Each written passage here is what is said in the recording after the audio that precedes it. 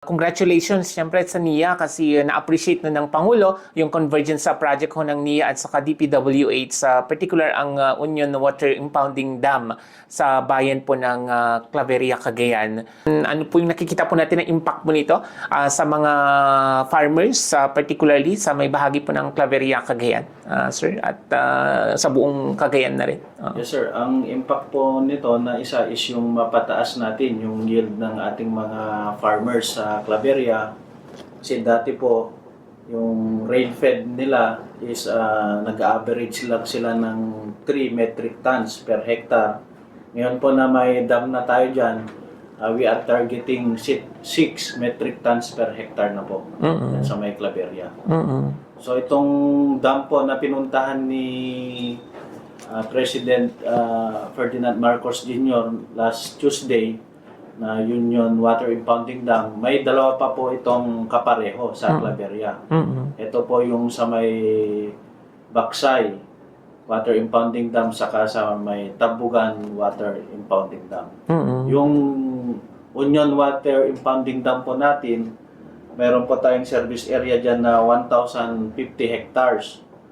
May farmer beneficiaries na 1,017 farmers at kino-cover po nito yung barangay Union, San Vicente, Mabnang, Lablabig, Katkadir East, Kilkiling, saka Katkadir West. Yung isa naman pong dam natin, yung Baksay, ang service area po nito is 498.51 hectares na may 596 farmers na beneficiaries. Ang cover, yung barangay na kino-cover naman po nito is yung Baksay Sur and Norte, Bilibigaw, Sentro 7, Santa Maria, Nagsabaran. At yung panghuling dam po natin, yung Tabugan, meron siyang service area na 1,473 hectares. May farmer beneficiaries na 1,888.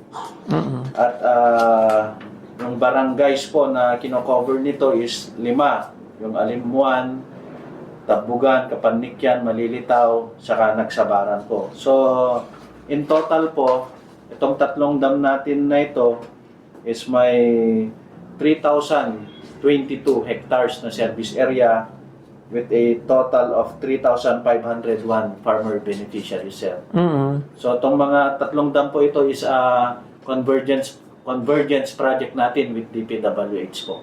How much po lahat no yung amount po ng tatlo po na ito? Yung Sir? tatlo po na ito, ang allocation po na binigay ang allocation po ng DPWH dito is 1.5 billion. Sa NIA side naman is 750 million, sir.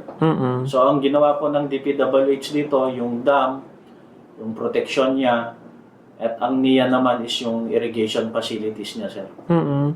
At dahil po sa mga proyekto po na ito, sir, ano po yung nakikita po natin no, na ano po yung impact ko nito or yung yield, yung kabuang percentage no, ng production ng mga farmers, kumusta po yung sa pagtaya po natin dito? Yung itutulong po nito sa mga farmer beneficiaries, sir? Mapapataas po natin yung yield nila, sir. Kasi by history, dun sa Claveria, nasa 3 metric tons lang sila ang yield nila doon per hectare. So ngayon, sir, we are targeting 5 to 6 metric tons per hectare. So halos 100% yung itataas ng kanilang yield, sir. Yung dalawa kasi doon sa pagbisita ng Pangulo, yung Union Dam lang ang officially no na inaugurate no, pinangunahan po niya yung yung inauguration po dito, pagpapasinaya. Kumusta yung dalawa, sir? Ano po ang kailan natin totally na makumpleto yung construction, sir? Yes, sir. Yung dalawa na dam na sinasabi na hindi na napuntahan ni PBBM, actually, di niya napuntahan niya ito, sir, pero aerial inspection na lang ang ginawa niya. Kasi dahil nga sa oras. So, substantially completed naman na ito, sir, at ginagamit na ng ating mga farmers. sa pagpapatubig nila. Mm-mm. So, yung 100% completion niya ngayong month, sir, or November, matatapos na po. Okay. Yan. At may ano po, maliban ho sa bayan po ng Claveria, no? Kasi na-mention nga po natin kanina na talagang na-appreciate po ito, no, ng Pangulo, na personal niya na pinuntuhan, maging si DPWH Secretary Vince Dizon, no, ay na-appreciate niya, no, sa gitna nga po no, ng issue about sa flood control projects, no, ay kahit papaano mayroong ganito ng proyekto na po pwedeng ibida, no, sa ibang rehiyon, sa ibang lugar na dapat tularan. Pero dito sa probinsya po ng Cagayan, maliban sa Claveria, may mga kalintulad po ba tayo na proyekto na ginagawa or mga target na kung saan pwedeng i-implement yung kalintulad po na proyekto, sir? Yes, sir. Kami ngayon, sir, ongoing yung mga validation namin sa mga propose namin na lagyan ng kagaya nung sa Claveria, sir. Yung mga nakikita namin dito sa part ng Baggao, part ng Gonzaga, Santa Ana, sir. Yan yung ongoing na binavalidate namin ngayon. So may mga target tayo, Yes, sir. may mga target tayo kasi ang instruction sa atin ng top management, maghanap tayo ng mga dam, sir. Kasi doon sa ang sinasabi sa atin, yung mga allocation na galing sa flood control ng DPWH na binigay sa DA, sa DOH, sa NIA. Sa NIA, ang priority namin, sir, is mga dam. Kami gagawa ng project. At dito po sa ano po ninyo, sa Cagayan area, marami pa rin po ba? Kumusta po yung update na ng mga irrigable areas na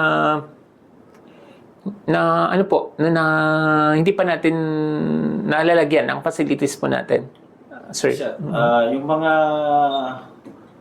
potential irrigable area pa natin, sir, nasa 35% pa yung hinahanap natin na yung hindi pa natin napapatubigan. Pero may mga naka-line up na po tayong project dyan, tulad ng Mamil Pump Irrigation Project dito sa may Enrile. Naka-line up na din po yung Katugan Pump Irrigation Project natin dyan sa may part ng Lalo. Andyan na rin po yung East Apayao Abulog Irrigation System Extension Project na papatubigan naman nito dito sa west side ng Camalanyugan saka Apari West. At yung isa, sir, is yung Santa Filomena natin. Nang papatubigan nito, sir, is yung mga remaining areas ng Claveria saka Sanchez Mira. Yan po yung mga malalaking project natin na naka-line up na po. So may fund na po ang mga yan, sir? For 2026, sir, yung Mamil natin, meron na yan. Yung Santa Filomena na ka-line up na yan sa 2026. Pati yung extension project natin, sir, meron ng initial fund na linagay dyan. Itong Katugan PIP natin, nahabol natin na matapos yung detailed engineering design niya para may habol sana natin sa 2026 or early 2027. So itong mga naka-line up po na ito, how much po kaya no yung fund na gugugulin po dito? Yung Sir. Mamil Pump Irrigation Project, sir, around nasa 1.7 billion. Yung Katugan natin, more than 1 billion din yun. Santa Filomena, nasa more than 1 billion din yun, sir. At yung East Apayao Abulog Irrigation Extension Project natin, around 1.8 billion ata yun, sir. At kung mag-materialize no itong mga pag matapos itong mga projects po na ito, ano po yung nakikita po natin na yung sa yield, no? Paano po ito or gaano po yung kataas no ng production na maibibigay po nito? Kapag natapos natin itong mga project na to, sir, more than 10,000 hectares yung ma-generate natin na area. Ibig sabihin namin, mayroon kaming new area na may dadagdag sa na mapatubigan, sir. Doon pala sa 35% na na-mention po ninyo kanina, sir, na potential no, na irrigable areas, mga ilang hectares po yun, sir? Nasa more than 20,000 hectares pa yun, sir. 20. 20,000 hectares, more than 20,000 hectares po yun. Mm-mm. At speaking of dito sa mga projects nga po na ito, sir, no, ano po yung mga measures or kay mga hakbang na ginagawa ng NIA para sa ganun ay maiwasan, no, yung tinatawag po na ghost project o kaya ay yung mga substandard na yun po ngayon yung issue sa kasalukuyan pagdating po sa pag-implement, no, sa mga infra projects, sir. Sa mga project po natin, sir, bago po mag-start yan, nagkakandak tayo ng pre-construction conference, lahat ng project po natin. Ini-involve po natin dyan yung mga irrigators association natin. Dinidiscuss natin kung sino yung contractor, magkano yung amount, kailan yung start ng kontrata, ano yung mga gagawin, lahat po ng item, lahat po may master list pong pinapakita dyan. So, doon naman po pag ongoing na yung implementation natin dyan, sinigurado natin na every project meron tayong PIC dyan na everyday na nagbabantay sa project natin. And hinihikayat din natin yung mga irrigators association natin na sumama sila sa pag-monitor and i-check din nila yung mga quality ng ginagawa natin. And after po, kapag natapos po yung project natin, nagkakaroon din po yan ng meeting ulit. At doon po, dinidiscuss natin yung mga natapos na. And ini-inspect din po yan. May mga pre-final inspection bago po natin bayaran yung contractor, no? At pinapa-accept din po natin to sa Irrigators Association natin. Kung sino po yung project, kung sakop ng isang IA yan, i-accept po yan ng President ng Irrigators Association natin. So, wala pong ghost project dito sa NIA, sir. Mm-hmm. Pero yung mga i-inspect po na yan, sir, may mga ano din ho sila. Kumbaga, ano ba, sa mga Irrigators Association, may mga knowledge din sila when it comes sa mga ganyan ho. Mga projects na yan para at least talagang masiguro na yun yung ginawa ay akma, no, doon sa proyekto na dapat na gawin para mapakinabangan ho nila. Sir. Ine-explain naman po natin ng yan. Ine-explain naman po ng PIC natin yung mga ginagawa nila doon. Mm-hmm. Ang importante lang po sa Irrigators Association sa atin, although sabi mo hindi sila gaanong kabihasa dyan, at least kung may nakita sila na kahina-hinala, sabi sa amin at sasagutin namin yun, i-explain namin bakit gano'n. Pero ang importante doon, masagot yung katanungan nila.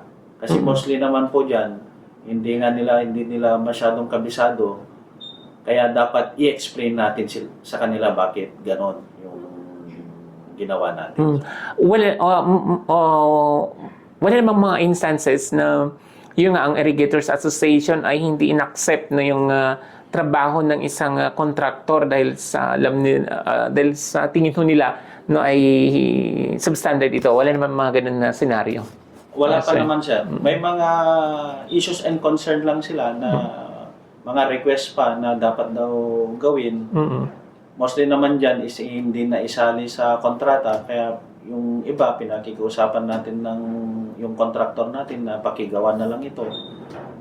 Konting bagay lang naman. Yun lang naman ang ng mga farmers natin sa mga Irrigators Association. Pero wala pa. Halos lahat ng project natin in-accept ng IA kasi hindi natin babayaran kung wala pong acceptance ng IA. Okay. At isa din po sa nabanggit ng Pangulo sa kanyang or in-appreciate ng Pangulo is on time na natapos yung project nga po no, doon sa yung Union Water Impounding Dam. Sa NIA ho, gaano po doon sa experience po natin, gaano po katagal no yung or I mean nami-meet po ba no yung calendar of days or yung mga calendar of activities no na dapat na i-meet no yung timeline sa pag-construct no sa mga irrigation facilities na ginagawa po natin, sir? Yes, sir. Nami-meet naman, sir, ng mga contractor natin yung timeline kasi doon sa pag-determine natin ng contract duration ng kontrata, sinasali na kasi natin doon yung unfavorable weather condition, including na rin yung water delivery natin. Kasi alam naman natin sa NIA, sir, na yung water shutdown natin is limited lang yan eh. Nasa 1 month or 2 months lang yan maximum. So, yung malalaking project talaga, hindi siya matatapos within 2 months. So, yung calendar days namin, sir, sinasali namin yung water delivery na namin doon. So, on time naman lahat, sir, yung project natin dyan. Okay. Anyway, thank you so much. Update po sir no sa ano po natin, sa mga irrigation facilities po natin, baka may mga naapektuhan itong sunod-sunod na bagyo na naranasan ulit po natin dito sa ating pong probinsya. Ano pong update, sir? Yes, sir.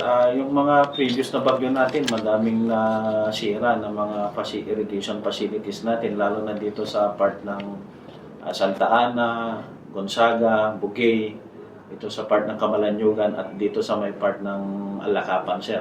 So, ang ginawa po natin yan, dineploy po natin yung mga heavy equipment natin ng NIA, no? So, halos lahat po ng system kasi natin may mga designated na yan na heavy equipment. So, ang ginawa natin, itong mga walang damages na mga irrigation system natin, kinuha natin yung mga equipment nila, dinala natin, mostly pinagdahan natin dyan sa may Gonzaga at Santa Ana. So, ngayon, sir, almost na tapos naman na lahat yung repair natin dyan. May mga natitira na lang tayong mga, konti lang naman na dito sa may part ng Larion. Yan yung ginagawa pa nating repair ngayon. Okay. Sige po, maraming salamat po sir. At bilang panghuli, may mga panawagan po ba tayo sa mga magsasaka po natin, sa mga benepisyaryo ng mga proyekto na ipinatutupad ng NIA? Go ahead po, sir. Yes, sa mga kapwa po natin magsasaka, inihikayat ko po kayo na lahat po ng issues and concern ninyo, iparating nyo po sa NIA, sa mga opisina namin, o sa mga irrigators association po ninyo, yung mga officers po ninyo. Kasi nagkakandak po kami ng monthly system management committee meeting na sinasabi namin. Doon namin pinag-uusapan lahat ng issues and concern dyan sa area ninyo. Ini-invite din po namin yung mga other agencies tulad ng DA, NFA, PCIC, and other line agencies po, no? And ini-invite din po namin yung mga municipal agriculturists natin para malaman nila kailan yung start ng patubig natin, para yung mga ayuda, mga inputs na binibigay nila is naka-prepare na bago tayo mag-start ng water delivery, no? So, sa mga farmers po natin, kailangan po nating makipag-ugnayan, no, sa NIA o sa mga irrigators association natin para alam natin kung kailan mag-i-start yung patubig dyan, makapag-prepare tayo. Alam din natin kung paano tayo late na ba tayo magtanim. Baka kung late na tayo kasi magtanim, shutdown kami, may water shutdown na sabihin namin. Baka mamaya, nag-shutdown na kami, yung stage ng crop ninyo, nasa vegetative pa lang, so kailangan pa ng patubig yon. So, coordination po, yung mga farmers natin. Makipag-meeting po kayo sa mga irrigators association namin. And kung talagang may concern po kayo, open po yung mga opisina namin. Puntahan nyo lang po. So, yun lang, sir. Okay. Maraming salamat po, sir, at magandang hapon po sa inyo. Thank you, sir. Magandang hapon din po.